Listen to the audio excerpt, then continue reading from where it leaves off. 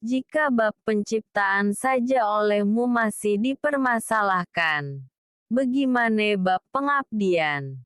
Allah Subhanahu wa Ta'ala berfirman, Kholaqal insana min solsyoling kal fahor. Dia menciptakan manusia dari tanah kering seperti tembikar. Qs 55. Ar-Rahman 14. Tidak ada masalah pada ayat ini. Tapi di jejaring sosial, malah dipermasalahkan. Tanah kering atau al-sol-sol yang seperti tembikar memiliki dua makna. Tanah liat basah yang dibakar atau dikeringkan. Seperti proses pembuatan gerabah, tembikar, dan sejenisnya. Jenis tanah liat kering atau tanah liat primer atau pasir silika. Bahan pembuat porselin, granit, sejenis keramik dan sebagai campuran semen.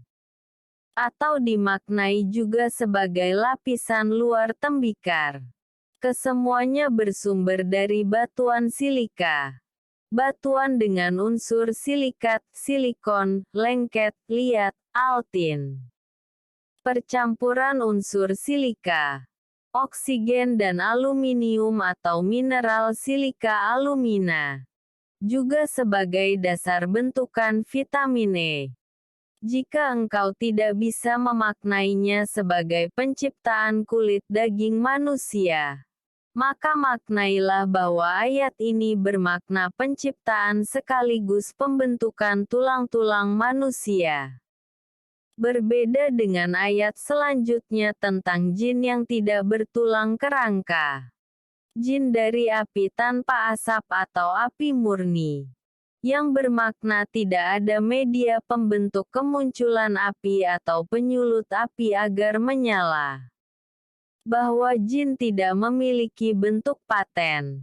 Tidak seperti manusia yang bentuknya paten. Berkerangka tulang atau takwin. Makna lain yang tersirat pada ayat di atas adalah perihal siksa neraka.